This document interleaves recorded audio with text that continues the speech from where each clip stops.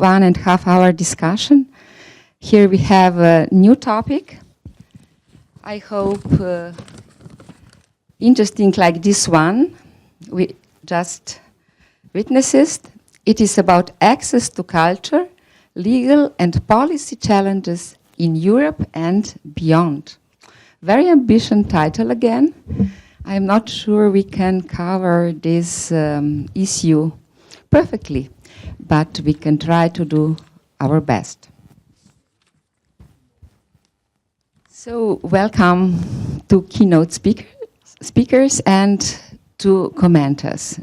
We are expecting the third one still. So let me to introduce a little bit this topic.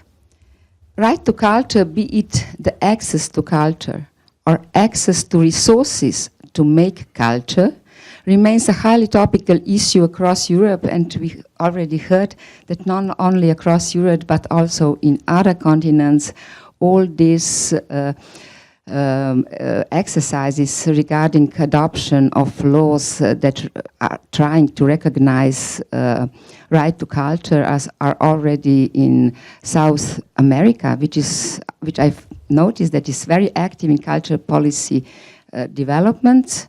So now in Europe, I think this topic is becoming more and more relevant because all these austerity measures and some culture policy developments or achievements that have been taken as granted 10 years ago are not anymore here, are disappearing in front of our eyes in Europe. So this topic is getting a new recognition and new relevance in Europe, I think. So thus the question is not, do we need normative efforts to secure the right to culture? The question is, which kind of normative framework is needed to define the scope, content, and obligation of public authorities to execute this right? Namely, as we already heard, it is not enough that the state respects the right to culture, so that it restrains itself from intervening. Much more is expected, that is to enable with its measures and procedures the execution of this very right. So it is a positive right, that, and not only negative right, that the public authorities should restrain themselves from intervening. No, they must do something. And I would like to mention Slovenian approach to these issues. 20 years ago, we had in Slovenia a lot of discussion about the right of culture, how to put it in our constitution, how to recognize it in our legislation. But it turned out that it is not possible to do it through right to culture as a human right. So we made a bypass, a sort of. We developed the concept of public interest for arts and culture. That is presumption that arts and culture are eligible, legitimate to get public support, public funding, and with law on public interest for culture, we introduced measures, mechanisms, and procedures that are supposed to implement this public interest in practice. So not to speak about the contents of this right, but to enable processes, mechanisms, and measures that could fulfill this public interest of culture. So the concept, we replace the concept of the right of culture with the concept of public interest for culture. So I would like to announce our first keynote speaker, Katherine Heid, Head of Political Development, Culture Action Europe. The title of her presentation is Artistic Freedom and Public Participation, Two Sides of the Same Coin. And I'm really excited to hear about interrelation of these fundamental culture policy topics, or even about this correlation, because exactly these two issues, so support to artistic creativity and access to culture, they are in the center of our understanding of public interest for culture. So it is very interesting also from my perspective to hear your presentation. Thank you. Well, thank you for having me. I've been introduced, Katherine Heid, Head of Political Development for Culture Action Europe. Culture Action Europe is a Brussels-based network, organization, maybe one day a movement as big as Greenpeace for the environment. We can be that for culture. Advocating for the voice of arts and culture to be heard in political decision-making on European level, international, European, national, and on local decision-making level. Artistic freedom and public participation was the theme, or one of the themes, of a recent conference we had in Gothenburg, and I'm going to reflect back from that. So my input today will not be what you've been hearing up to now, and what I hope you will hear after me, a more legal and political and normative framework, but will be the voice of artists coming up from throughout Europe. When preparing artistic freedom and public participation, two sides of the same coin, I was on the verge of saying I'm going to do a speech in which I show everybody in this public forum that freedom of speech, artistic freedom, and public participation go completely hand in hand, and they must go hand in hand. There's no problem whatsoever. I love reading newspapers. A few days ago, I had an article from the German Frankfurter Allgemeine Zeitung, which told the reader about the theater in Darmstadt, German opera theater as well. They were showing the Barbier of Seville, a Rossini opera. And they, willing to be modern, in the framework of their customer relationship management scheme, decided to ask their audience, well, what did you think of this opera? And the audience said, well, actually, you know, it was kind of a bit long there, and maybe you could sort of take this bit out, and we found that bit a bit offensive. And the interesting thing is that the theatre reacted and cut the opera, and decided to cut Rossini, to say, okay, well then we'll take that out and that out and that out. I actually like the Barbier of Seville, which got me thinking in a very negative way about how can they decide what is good and what is not good art. And then a little voice in my mind said, well, isn't that a bit snob, Katherine, to think that they might not be the right ones to decide how an opera should be staged? So you'll see this reflected in my speech today, this ambiguity of these two terms when you speak with artists today. Artistic freedom, for those in the public forum coming here specifically for this, I would argue, and it's argumentative, feel free to then attack me after I speak, I know what I'm doing, is the same thing as freedom of expression as a human right. Artists who have this capacity to sense the weak signals, to broadcast the weak signals, to mirror back what is happening in our societies, and they must be given the possibility to continue to do so, and not only the possibility to speak out, or to play out, or to sing out, or to paint out, but also the room to be able to do this. It's useless just to have them in their bathroom singing Rossini. That's just not going to get us anywhere. We're very lucky in Europe still.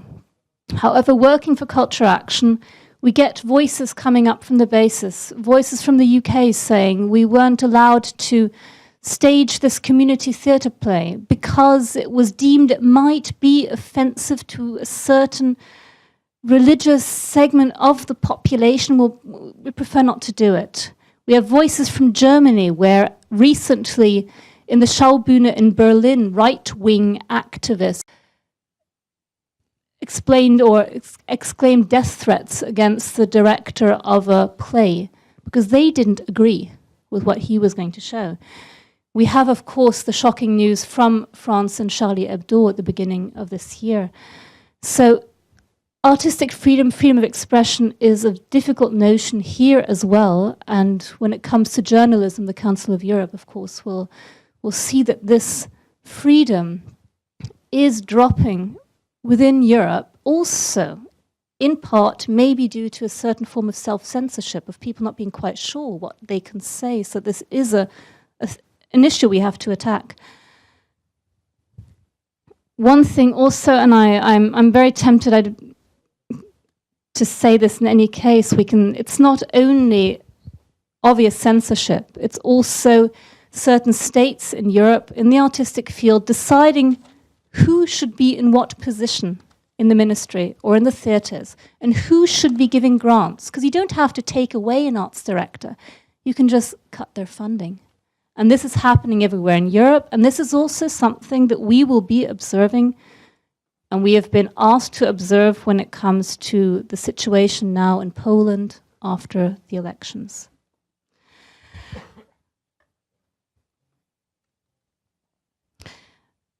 Arts is exchange, arts is dialogue, arts is communication, but you need somebody to communicate with. This idea of the artist, the intrinsic value of the arts, thinking and creating for him or herself is an ideal that never existed, really. Even the great composers had to fulfill the wills of the church or of the kings. And to be provocative, why should artists be the only ones exempt from having to think about society and the problems we're all facing? So why should we leave them to have this exclusive right to complete freedom? We need to get out of the ivory tower. We need to involve people. It's useless to do arts behind closed doors, and they should never be closed. We need to educate people, to provide access, to let them participate, to co-decide. What happens if we have no audience anymore? What happens if we have failed to educate them and provide access? What worth is there still in artistic freedom if this is what happens? As for me, and I'm going to argue this in this presentation, you cannot think freedom without audience participation, public participation. This is an imagery that comes to me when I'm not presenting. It's very much a part of my current life, and it amused me very much to project that up. For the simplicity of the presentation, at the basis of all, I see freedom of expression, the basis of society and artistic freedom. Then going up, and I'll explain every single step by the end of this presentation, access to culture, education, co-creation, co-programming, co-governance.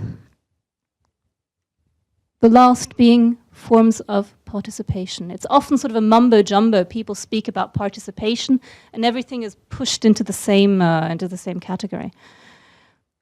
This is the same. I thought I'd not infringe the sight of baby toys on you for the next half an hour. The same classification. Access to culture is a huge thing, especially now with digital access to very many forms of culture and art. However, this is not enough, as we all know. It is not because you can see an image or an opera or a theatre or a book online that everybody will access it. It's useless to only provide tickets for a few euros if it still means that the same kind of person will be coming to see your work. The question then, however, is if we believe that the arts have a value and they are necessary for democracy and they correlate with democracy, what do? We need to provide education. We need to bring people in to make them understand, because people who are just sitting there because it's really nice to be seen in a museum and they can talk about it with their friends, that's not the kind of audience that anybody wants. Question, do we seriously, and I'm speaking from the point of view of the artist, are we serious about wanting them? Are we really serious about that? And you can see the importance, sadly, given to education by the fact that it's the first budget to be cut in the arts, and it's often a position held by a woman, often a young woman at that, which sadly in our society does reflect a certain hierarchy given to the education people. So this has to be changed, and I'd like to congratulate actually the political sphere for providing incentives for people to have to think education and access in their artistic programs. Also, it's very interesting that it's the corporate, the business field that is very interested in this, in providing money for this sort of program, also to whitewash their own image, but it happens to help the sector of arts education. Second one, co-creation. Think community operas, community creation. Problem there, again, I'm going very, very briefly, coming up from the arts, the quality of the performances that might be less than what you expect. However, it is the art, the artistic director that will help make something more than just a jumbled world music event or a kind of a Benetton advertisement, but will see the quality in this amateur diversity and will bring it up. We all know also how hugely important this is in democratic terms, to develop creativity, to develop openness, to develop democracy.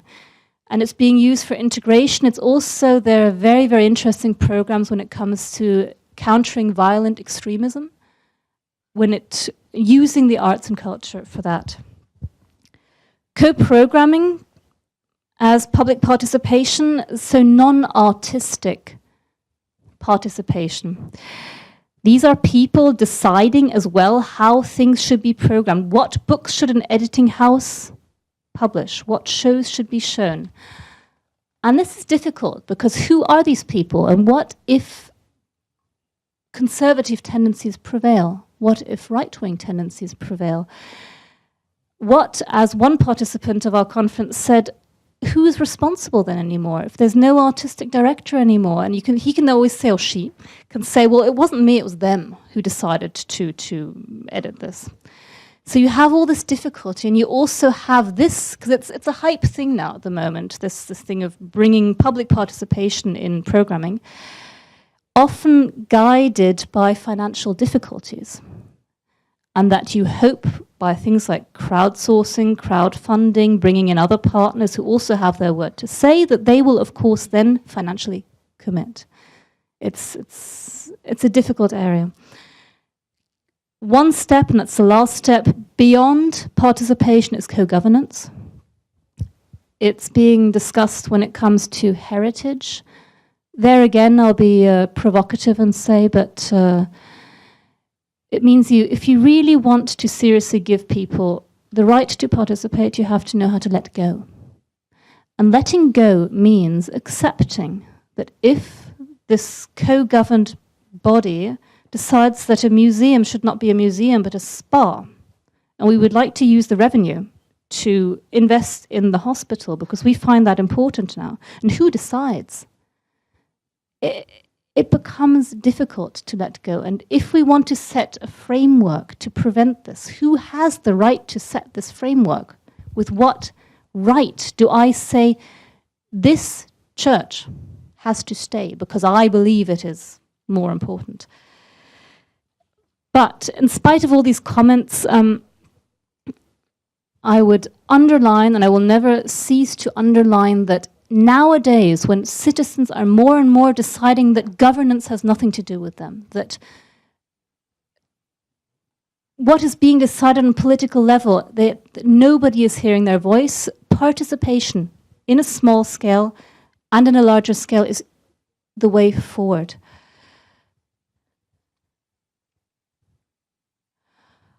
Just It's the only slide, and I'll go shortly on the figures.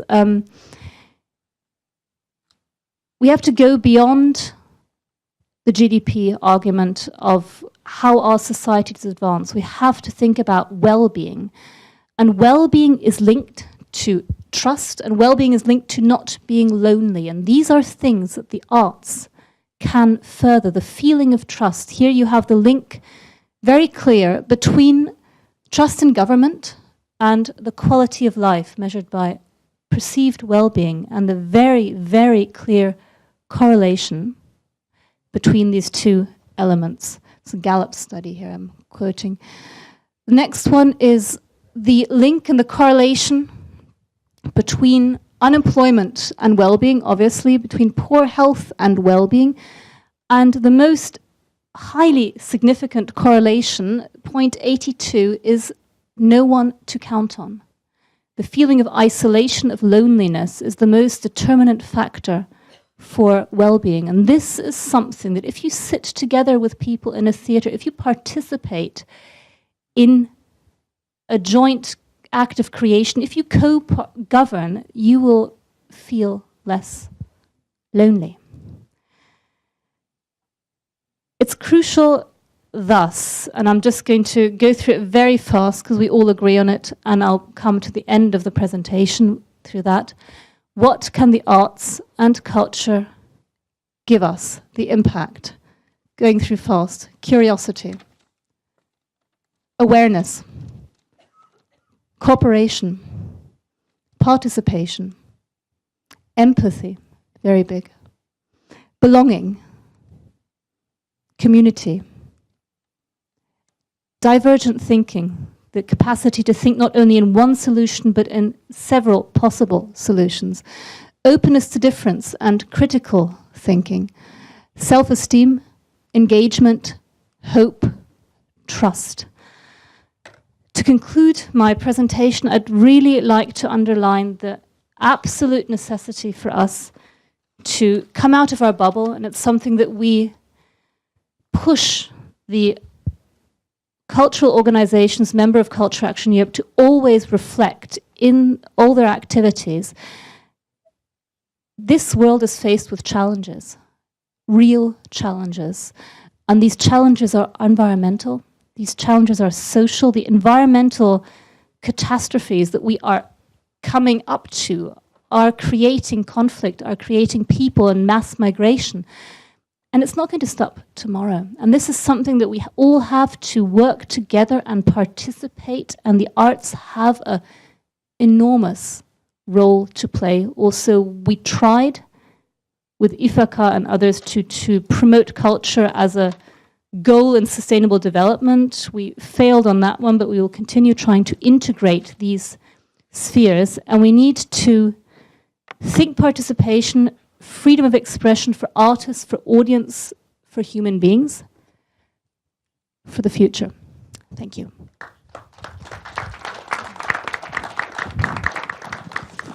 Wow, thank you, Katherine, for this very inspiring speech. Yeah, I understand better use value of culture and arts. That means willingness of people to buy theater ticket, to go to the museum, to purchase a book, and so on. But on the other hand, I'm a little bit confused. Why? Because there is also non-use values of culture. The value of culture for the future generations. The value of culture, of the existence of culture and arts as such. The value of culture as constituent part of education. The value of culture for identity. The value of culture, the value of option that you can attend culture event when times come.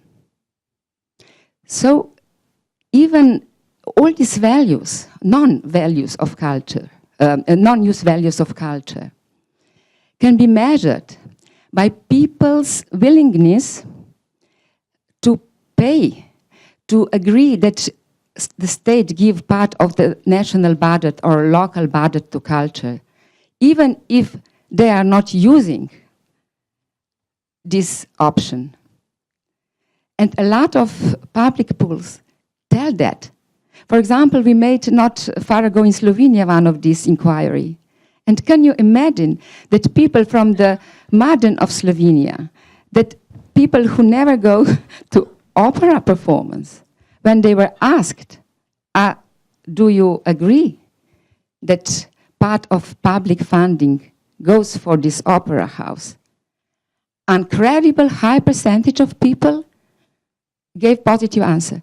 Yes, absolutely. It's so important to appreciate use value of culture, but we have to be all the time aware also of non-use value of culture. And I agree, I liked very much these 4 co-governance, co-programming, access to these 4 steps, because I really, one of the main issue, one of the main message you gave to us for me is that we need informed audience, informed policymakers, but I am asking, do we need informed artists? Or artists should live in their own world to be able to invent something we don't know yet? So all these questions are really very relevant, and I like that very much that you offer all that to us.